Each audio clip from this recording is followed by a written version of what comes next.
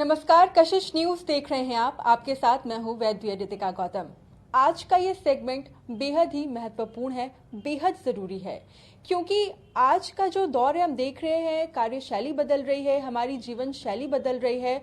और इस लिहाज से हम देख रहे हैं जैसे जैसे हमारी उम्र बढ़ रही है, हमारे अंदर, हमारे शरीर में कई सारी मुश्किलें, कई सारी परेशानी आ रही है। और उसमें से एक है हड्डी। हड्डी को लेकर अगर हम बात करें तो काफ़ी सारी परेशानियों का सामना हमें करना पड़ रहा है। तो बस इन्हीं सारी बातों को ध्यान में रखते हुए आज हम खास बातचीत करेंगे ऑर्थोपेडिक सर्जन डॉक्टर रोहित लाल से। सर, बहुत बहुत स्वागत है आपका कशिश न्यूज़ में। Thank you. सर, पहले ही जैसे मैंने बता दिया, दौर बदल रहा है, हमारा खान पान बदल रहा है, जीवन शैली बदल रही है। और सबसे बड़ी मुश्किल अगर कुछ है तो वो हम देखते हैं हमारे हड्डियों में बहुत ज़्यादा परेशानियां आ रही हैं, ख़ास तौर से घुटने को लेकर अगर हम बात करें तो। जी हाँ, आज के दौर में हड्डियों में दर्द, खासकर कमर दर्द, कंधों में दर्द होना और घुटनों में दर्द होना, ये एक आम परेशानी है। और हम रोज़मर्रा की ज़िंदगी में जितने भी हमारे पेशेंट्स आते हैं हमारी क्लिनिक में, इन्हीं सब कारणों के लिए आते हैं परामर्श करने।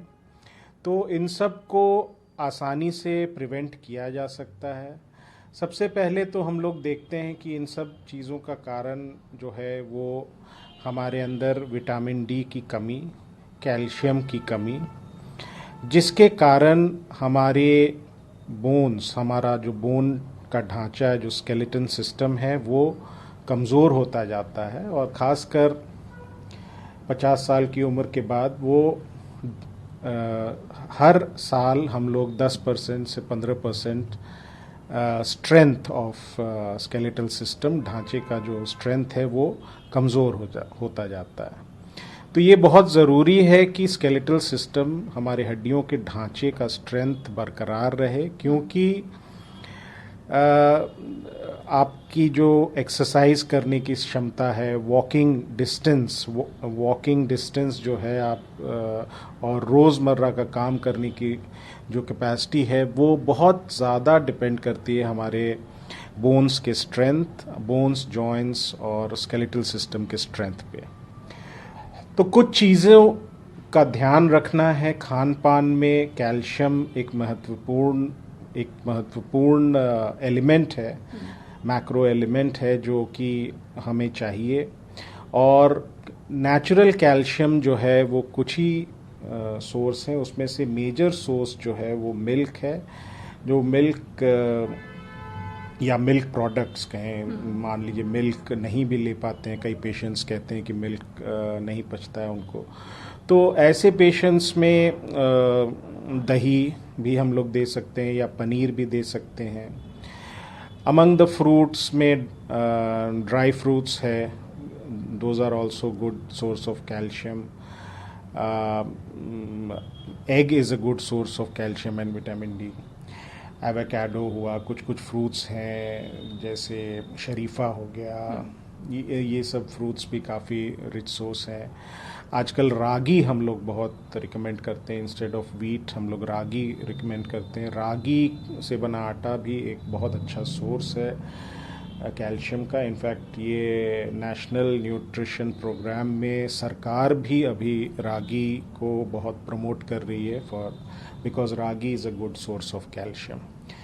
तो एक तो कैल्शियम हो गया, दूसरा विटामिन डी। विटामिन डी जो है वो कैल्शियम को एब्जॉर्ब करने में और कैल्शियम को हड्डियों तक पहुंचाने में कारगर रहता है। और विटामिन डी का सोर्स सनलाइट है। तो जितना आपका धूप में एक्सपोजर होगा, जितना आप मॉर्निंग वॉक करेंगे, स्पेशली डायरेक्ट सनलाइट आपके स्किन पे लगे। ऑफ कोर्स इंडिया एक ट्रॉपिकल कंट्री है, तो दिन में तो उतना धूप हम लोग ले नहीं सकते हैं, तो इसलिए मॉर्निंग में या इवनिंग में ही आप इवनिंग वॉक करें या घर से बाहर निकलें। और ये थोड़ा ज़रूरी है कि या तो आपके जो स्किन है, जैसे फोरआर्म की स्किन या लेग्स की स्किन, थोड़ा सा एक्सपोज्ड रहे सनलाइट को, तभी आपको विटामिन डी स्किन जो है आपकी विटामिन डी बना सकेगी। और ज़रूरी है कि थोड़ा ऑयली स्किन हो, यानी कि थोड़ा विटामिन ई ऑयल या कुछ ऑयल, कोकोनट ऑयल भी थोड़ा सा हल्का सा लगा करके आप निकलें, तो ये विटामिन डी बनाने में ज़्यादा कारगर है। बिल्कुल सर, सनलाइट की आप बात करें और मैक्सिमम हम देखते हैं, अगर यूथ के पर्सपेक्टिव से हम बात करें तो आजकल देख रहे हैं जैसा शेड्यूल हो गया है, लोग ऑफिस जाते हैं, लेट नाइट सो रहे हैं, वो सुबह उठने में उन्हें परेशानी होती है, सनलाइट वो नहीं ले पा रहे हैं। एक्सरसाइज की आपने बात की, एक्सरसाइज वो नहीं कर पा रहे और इसीलिए हम देख रहे हैं कि 25-30 इस एज में भी वो पहुंच रहे तो उन्हें हड्डियों का बहुत ज़्यादा प्रॉब्लम होना शुरू हो जा रहा है।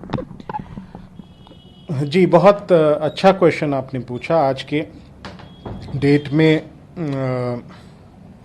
जैसा कि आपने कहा यंग, और ज़्यादातर यंग लोग अभी कंप्यूटर में काम करते हैं, दिन दिन भर उन्हें कंप्यूटर पे काम करना पड़ता है, और ख़ासकर और कई बार तो वर्क फ्रॉम होम में भी वो लोग रात में भी कंप्यूटर्स में काम करते हैं, और मल्टीनेशनल कंपनीज़ में काम करते हैं जिनकी टाइमिंग्स जो हैं वो बहुत ऑड होती हैं, रातों में काम करना होता है, सुबह में नहीं, सुबह में सोते हैं। तो इस तरह से कॉल सेंटर्स में काम करते हैं, कई पेशेंट्स आते हैं कॉल सेंटर्स में भी काम करते हैं जो दिन में सोते हैं, रात में उठते हैं।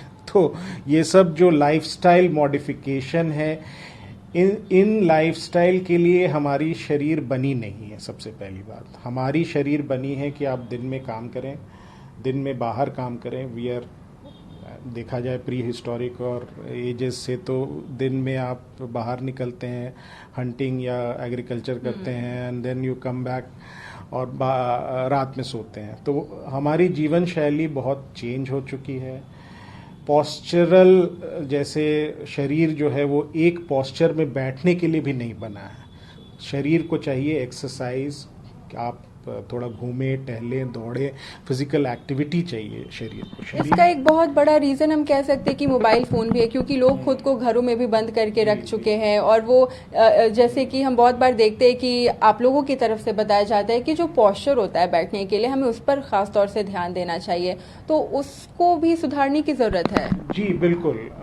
अब जैसे पॉस्चर मैंने बताया कि पॉस्चर आपकी जो है वो स्लाउचिंग पॉस्चर नहीं होनी चाहिए। जब भी आप काम करें, अगर आप घंटों आपको बैठना है आपके ऑफिस में, तो सिट अपराइट, सिट स्ट्रेट, ताकि आपके बैक को पूरी तरह से बैक रेस्ट का सपोर्ट मिले, और ये आप आगे झुक के या पीछे झुक के ना बैठें। सबसे ज़रूरी है बैक को स्ट्रेट रखना। शुरू में ऑफन लोग बोलते हैं कि बैठना थोड़ा तकलीफ देह है, लेकिन धीरे धीरे वो आदत बन जाती है, और आदत जब बन जाती है तो आपको उसी में आराम मिलता है। When you sit straight, posture जब आपकी स्ट्रेट रहती है तो ये बहुत ज़रूरी है कि पॉस्चर को ठीक रखना है।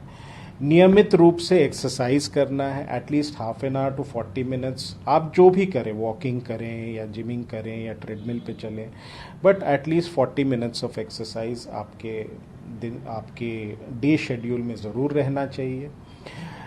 एक्सरसाइज की मैं ये नहीं बोल रहा हूँ कि आप पावर लिफ्टिंग करें, वेट लिफ्टिंग करें और ये करें वो करें, but any form of exercise, even walking for 40 minutes we consider it as an exercise.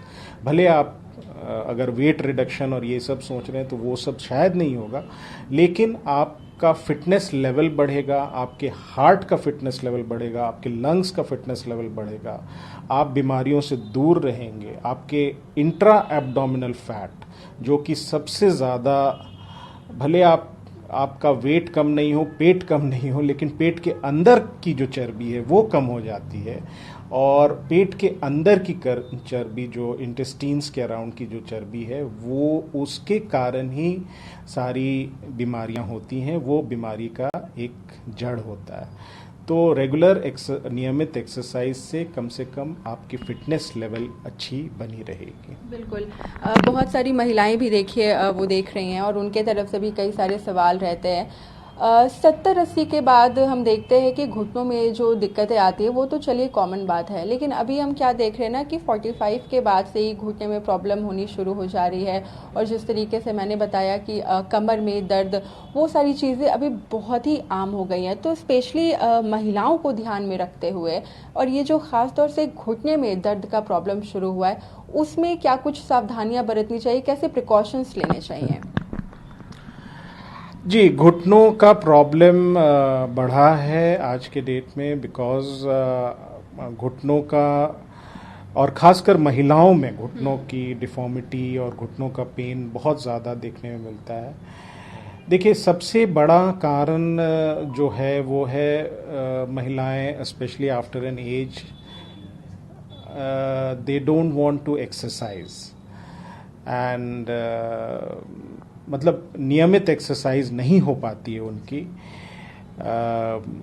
घर के रोज़मर्रे के काम में वो लोग इतने उलझे रहते हैं कि उनको नियमित रूप से एक्सरसाइज नहीं मिलती है। और ज़्यादातर वो लोग घर के अंदर रहते हैं, जिसके कारण सनलाइट उनको नहीं मिलती है। जैसा कि मैंने कहा कि विटामिन डी का स्रोत है सनलाइट, तो वो विटामिन डी का भी लेवल्स उनके बॉडी में कम रहता है। और फिर जब ये महिलाएं आती हैं और मैं रेगुलर एक्सरसाइज की बात करता हूँ तो वो लोग कहते हैं कि मैं तो दिन भर काम करते रहती हूँ, एक्सरसाइज की क्या ज़रूरत है। लेकिन ये एक गलत धारणा है। रेगुलर एक्सरसाइज का मतलब है कि 40 to 45 minutes of regular pace पे एक ही काम करना, whether it is cycling, whether it is static cycling, whether it is walking on treadmill या बाहर पार्क में वॉक करना। तो 40 मिनट जब आप वॉक करते हैं तो उसे हम लोग एक्सरसाइज मानते हैं। जब आप किचन में काम कर रहे हैं, आप खड़े हैं, फिर 2 कदम चले, फिर आप काम करने लगे, तो उसे हम लोग एक्सरसाइज नहीं मानते हैं। तो ये रियलाइज़ करना बहुत ज़रूरी है कि regular exercise is very important. बहुत ज़रूरी है कि 40 से 45 मिनट आप रोज़ के दिन में अपना निकालें। अगर आप सुबह में नहीं निकाल सकते हैं, शाम को, दोपहर में, कभी भी निकालें। घर में ही वॉक करें, बालकनी में वॉक करें 40 मिनट्स, तो आपको खुद अच्छा लगेगा। और मैं हमेशा कहता हूँ कि don't go for weight reduction. बहुत बार पेशेंट्स डिमोटिवेटेड हो जाते हैं, कहते हैं कि 40 मिनट वॉक किया और मेरा वज़न वैसे ही का वैसे ही है। उससे आप बेपरवाह रहें, क्योंकि 40 मिनट्स ऑफ रेगुलर एक्सरसाइज आपकी फिटनेस के लिए, आपके हेल्थ के लिए है, not for reduction of weight, not for anything else. ये आपके heart, lungs, knee, muscle strength, skeletal system strength, सब के लिए है। जी बिल्कुल। तो आपने सुना, बहुत सारी महत्वपूर्ण बातें डॉक्टर रोहित ने बताई। बातचीत इनसे जारी रहेगी और देखिए और भी दिलचस्प बातें करेंगे। सब कुछ इनसे भी जानने की हम कोशिश करेंगे कि आखिर वो पहला थॉट कब आया जब इन्होंने सोचा कि नहीं, अब मुझे डॉक्टर बनना है, और वो भी खास तौर से ऑर्थोपेडिक सर्जन। यहाँ पर रुकते एक छोटे से ब्रेक के लिए। ब्रेक के बाद ये बातचीत इसी तरीके से जारी रहेगी। हमारे साथ ऑर्थोपेडिक सर्जन डॉक्टर रोहित मौजूद हैं, जिनसे हम बहुत ही महत्वपूर्ण बातचीत कर रहे हैं आपके सेहत को लेके, आप खुद को कैसे स्वस्थ रखें उसे लेकर। लेकिन डॉक्टर रोहित, अब कुछ अलग हट के बात करते हैं। जैसे आप अपने काम को लेकर हम देखते हैं बहुत ही ज़्यादा जुझारू भी रहते हैं।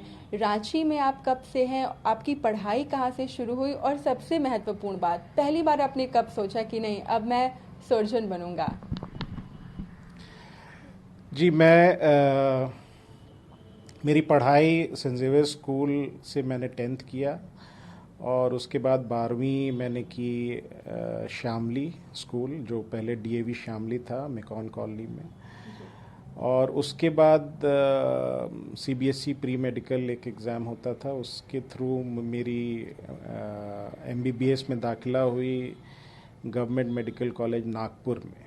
तो गवर्नमेंट मेडिकल कॉलेज नागपुर से मैंने एमबीबीएस किया, और वहीं पर हम लोग कुछ 3-4 मित्र थे जिन्हें काफ़ी रुचि हुई जब हम लोग हड्डी रोग डिपार्टमेंट में गए, ऑर्थोपीडिक्स डिपार्टमेंट में हमारी इंटर्नशिप हुई। तो हम लोगों ने उसी समय डिसाइड किया कि उससे पहले एक छोटा सा सवाल मेरा रहेगा। जैसे अक्सर हम देखते हैं कि माँ पिता हमसे पूछते रहते हैं, 8-9th में ही हम रहते हैं कि बेटा आगे चल के क्या बनना है। नेचुरल बात है, आपसे भी पूछा जाता होगा, तो आपका उस वक्त जवाब क्या रहता था? नहीं, शुरू से चूँकि मेरे पिताजी डॉक्टर थे और माताजी भी डॉक्टर हैं, स्त्री रोग विशेषज्ञ हैं और मेरे फादर ने ही ये हॉस्पिटल शुरू किया था. He was radiologist, very renowned radiologist of Ranchi. तो शुरू से एक झुकाव था कि हम लोग बड़े होकर डॉक्टर ही बनेंगे और अपने पैतृक प्रोफेशन को ज्वाइन करेंगे. और कभी हमने दूसरे प्रोफेशन के बारे में सोचा नहीं, और ख़ासकर मेरी माताजी ने काफ़ी मोटिवेट किया हमें कि डॉक्टरी ही पढ़ें हम. और उसके बाद फिर ऑर्थोपीडिक्स में इंटरेस्ट आया. हम लोग जब गए वहाँ नागपुर में हम लोगों ने इंटर्नशिप की, तो काफ़ी इंटरेस्टिंग लगा वहाँ के ऑपरेशंस और वहाँ पे प्लास्टर लगाना और ऑपरेशन करना. तो उसके बाद हम लोगों ने 3-4 दोस्तों ने डिसाइड किया कि नहीं, हम लोग तो ऑर्थोपीडिक्स ही लेंगे, और इंटरेस्टिंग ब्रांच था. और धीरे धीरे और इंटरेस्ट बढ़ता गया. हम लोगों ने स्पेशलाइज़ किया, और स्पेशलाइजेशन के बाद मुझे मौका मिला कि विदेश भी जाएं, तो मैं फिर ऑस्ट्रेलिया चला गया. स्पोर्ट्स मेड हॉस्पिटल एडिलेड शहर ऑस्ट्रेलिया, साउथ ऑस्ट्रेलिया में है. वहाँ पे 2 बहुत रिनाउंड जॉइंट रिप्लेसमेंट सर्जन हैं, एंथनी स्प्रिगिन्स और रॉजर पैटरसन. दोनों के अंडर मेरी फेलोशिप हुई, और सारा कुछ फेलोशिप करने के बाद मैं गंगाराम हॉस्पिटल में था, जॉइंट रिप्लेसमेंट यूनिट में. गंगाराम हॉस्पिटल के बाद मैं फिर रांची आ गया. 2014 से मैं रांची में हूँ, और अपना हॉस्पिटल डॉक्टर लाल हॉस्पिटल में मैं रूटीनली ऑपरेशंस कर रहा हूँ. खासकर स्पोर्ट्स ऑपरेशन जैसे कि लिगामेंट प्रत्यारोपण दूरबीन द्वारा हम लोग ऑपरेशन करते हैं. यहाँ पे घुटनों का दूरबीन द्वारा ऑपरेशन करते हैं, और घुटना प्रत्यारोपण यानी कि जॉइंट रिप्लेसमेंट, ये दोनों ऑपरेशंस यहाँ काफ़ी संख्या में हो रहे हैं. और ख़ासकर स्पोर्ट्स सर्जरी, जैसे खेलगांव में मैराथन रनर्स हैं, रेसलर्स हैं, खेलगांव पुलिस के डिपार्टमेंट के लोग हैं, और CAPF यानी कि CRPF के जवान्स हैं. इन सबों का सर्जरीज़ मैंने बहुत किए हैं यहाँ पे भी. और एक और हॉस्पिटल है Samford super speciality hospital, Kokar Chowk, जहाँ कि मैं एक फुल टाइम ऑर्थोपेडिक सर्जन हूँ. दोनों ही जगह मैंने काफ़ी ऑपरेशंस इस तरह के किए हैं, खासकर घुटनों के ऑपरेशंस, यानी कि घुटना प्रत्यारोपण और लिगामेंट ऑपरेशंस, जो कि दूरबीन द्वारा किया जाता है. क्योंकि देखिए, आप यहाँ लैब में भी बैठ रहे हैं, फिर आप सैमफोर्ड भी जा रहे हैं, जाहिर सी बात है फुल टाइम जॉब आप कर रहे हैं, तो ऐसे में फैमिली के साथ किस तरीके से आप सामंजस्य बैलेंस कैसे करते हैं? हाँ, ये बैलेंस करना थोड़ा एक समझिए कि चैलेंज होता है सभी डॉक्टर्स को, जो भी बिज़ी होते जा रहे हैं. और ख़ासकर इस एज में जब बच्चे थोड़े बड़े हो जाते हैं, तो उनको भी टाइम देना बहुत ज़रूरी है. तो कहीं ना कहीं तो थोड़ा सा वर्क में कॉम्प्रोमाइज़ करके, या वर्क से थोड़ा सा टाइम निकाल करके बच्चों को टाइम देना बहुत ज़रूरी होता है. और ख़ासकर रविवार का दिन मैं रखता हूँ कि मैं अपने फैमिली के साथ रहूँ और दिन भर घर से बाहर ना निकलूँ. हालांकि उस रविवार को भी 1-8 घंटे के लिए मुझे निकलना ही पड़ता है, लेकिन कोशिश करता हूँ कि रविवार का दिन उनके साथ बिताऊँ, और पर्व त्यौहार और उनकी छुट्टियों में ज़्यादा टाइम उनको दे सकूँ. टाइम थोड़ा सा छुड़ाना पड़ता है. अब अगर मुख्य रूप से बात करें, ये जो डॉक्टर लाल्स हॉस्पिटल है, तो यहाँ पर जितने भी मरीज़ आते हैं, पेशेंट आते हैं, उनके लिए क्या कुछ फैसिलिटी है यहाँ की अगर बात करें तो? बहुत अच्छा क्वेश्चन है. डॉक्टर लाल हॉस्पिटल में हमारे बड़े भ्राताश्री डॉक्टर समित लाल ENT के बहुत प्रसिद्ध डॉक्टर हैं. Jharkhand, Bihar, all over India में उनका काफ़ी नाम है. तो ईयर नोज़ थ्रोट के सारे प्रॉब्लम्स अत्याधुनिक तरीके से यहाँ पे ऑपरेशन होता है. दूसरा, ऑर्थोपीडिक्स मैं देख रहा हूँ, जिसमें कि ज़्यादातर ऑपरेशंस मैं यहाँ पे दूरबीन द्वारा करता हूँ. दूरबीन द्वारा लिगामेंट रिकंस्ट्रक्शन, आर्थ्रोस्कोपिक सर्जरी, दूरबीन द्वारा कंधों का इलाज, कंधों में भी दूरबीन द्वारा काफ़ी बीमारियां हैं जो हम लोग ठीक करते हैं। दूसरा, जोड़ प्रत्यारोपण, हिप रिप्लेसमेंट, नी रिप्लेसमेंट की सारी सुविधाएं हैं। हमारे ऑपरेशन रूम जो हैं वो अत्याधुनिक है, मतलब सारी इंस्ट्रूमेंट्स हमारी जो हैं वो विदेश के कंपनी द्वारा लाई गई हैं, और विदेशों में जो मेरे पास इंस्ट्रूमेंट्स थे सारे मैं यहीं पे लगाया हूँ। तो उस तरह से समझिए कि सारी मॉडर्न सर्जरीज़ जो ऑर्थोपेडिक की हैं, स्पोर्ट्स सर्जरीज़ हैं, जॉइंट रिप्लेसमेंट हैं, वो सारी मैं यहाँ करता हूँ। एक बहुत ही महत्वपूर्ण सवाल ये रहेगा, हम देखते हैं कि आहार को लेकर भी बहुत ज़्यादा ध्यान दिया जाता है कि यूथ्स को किस तरीके का खान पान उन्हें करना चाहिए, जो बहुत सीनियर सिटीज़न हो गए उन्हें किस तरीके का खाना पीना खाना चाहिए, और जो बहुत ही छोटे बच्चे हैं जैसे जो अभी फर्स्ट सेकंड क्लास में हैं उन्हें किस तरीके, क्योंकि अभी हम देख रहे हैं कि जैसे जैसे ज़माना बदल रहा है उनके अंदर भी ये सारी परेशानियाँ देखने को मिल रही हैं जो बहुत ही अभी छोटे हैं। हाँ, बहुत अच्छा सवाल आपने किया, क्योंकि हमारी जो डाइट है वो काफ़ी चेंज हो चुकी है। अभी हम लोग नेचुरल प्रोड्यूस कम खाते हैं, और ख़ासकर बच्चों की बात करें तो, क्योंकि मार्केट में अवेलेबल है, चिप्स है, कई तरह के स्नैक्स हैं जो स्ट्रेट आउट ऑफ पैकेट बच्चे खाते हैं। तो ऐसे फूड को हम लोग डिस्करेज करते हैं। Straight out of packet food, यानी कि बिस्किट हो गया, मिक्सचर हो गया, या चिप्स हो गए, इन सब चीज़ों में बहुत हाई कंसंट्रेशन ऑफ सॉल्ट रहता है, क्योंकि ये पैकेट्स को प्रिजर्व करना ज़रूरी है। इनकी शेल्फ लाइफ 6 महीने रहती है। तो कोई भी खाने को अगर आप 6 महीने तक प्रिजर्व करना है तो नेचुरली उसमें आपको कुछ ना कुछ डालना होगा, कुछ केमिकल्स डालने होंगे, कुछ, ताकि वो ख़राब ना हो, पैकेट्स में वो वैसे का वैसा रहे। तो बहुत ज़रूरी है कि बच्चों को ये डिस्करेज किया जाए, नेचुरल फूड की तरफ उनका झुकाव ज़्यादा हो। जैसे पुराने ज़माने में चावल, दाल, रोटी, सब्ज़ी, इन सब का फ्लेवर, इन सब को टेस्टी बनाया जाए और इन सब से न्यूट्रिशन उनको मिले तो बेहतर है। दूसरा, मैं ये देखता हूँ कि बच्चों में अब मिल्क लेने की भी, मतलब उसको भी लोग, बच्चे नहीं लेना पसंद करते हैं, अवॉइड करते हैं। तो ये भी गलत है, बिकॉज मिल्क एक ऐसा सोर्स है of protein as well as calcium, तो उसको भी ज़्यादा देना चाहिए, और अच्छे क्वालिटी का मिल्क बच्चों को मिले तो ज़्यादा अच्छा है। Protein diet, protein is very important, खासकर बढ़ते बच्चों के लिए। हम लोग सब प्रोटीन से बने हुए हैं, and protein is wear and tear को रिपेयर करता है प्रोटीन। तो प्रोटीन हमें मिलता है खासकर अंडों से, नॉनवेज डाइट से, या फिर जो वेजिटेरियन हैं उनको सोयाबीन, राजमा, चने, काबली चने, इन सब चीज़ों से आपको प्रोटीन मिल सकता है।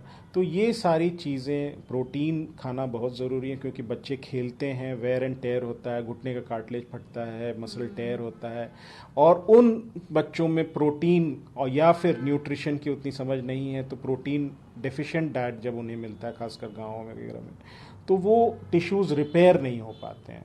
तो जब टिश्यूज़ रिपेयर नहीं हो पाते तो वो इंजरी और बढ़ते जाता है, और उसमें फिर पैरों में दर्द होना, पैर का पतलापन होना, पतला होना, ये सारी चीज़ें बच्चों में देखने को मिलती हैं। बहुत बहुत शुक्रिया सर, तमाम चीज़ों को बहुत ही बारीकी के साथ बताने के लिए। तो देखिए, हमें लगा कि इस विषय के साथ आपके साथ जुड़ना बहुत ही महत्वपूर्ण है, क्योंकि जैसे जैसे युग बदल रहा है, ज़माना बदल रहा है, हमारी जीवन शैली बदल रही है, हमारे स्वास्थ्य पर इसका सीधा सीधा असर देखने को मिल रहा है। बहुत सारी बातें डॉक्टर रोहित ने कही कि किस तरीके से आप सुबह उठे, व्यायाम करें, अगर वो पॉसिबल नहीं है तो वॉकिंग करें, अपने आहार में जितनी भी पौष्टिक चीज़ें हैं आप उसे शामिल करें। तो उम्मीद है आपको आज का ये सेगमेंट ज़रूर पसंद आया होगा। मुझे दीजिए इजाज़त। कैमरा पर्सन दीपक के साथ मैं रितिका, कशिश न्यूज़ रांची।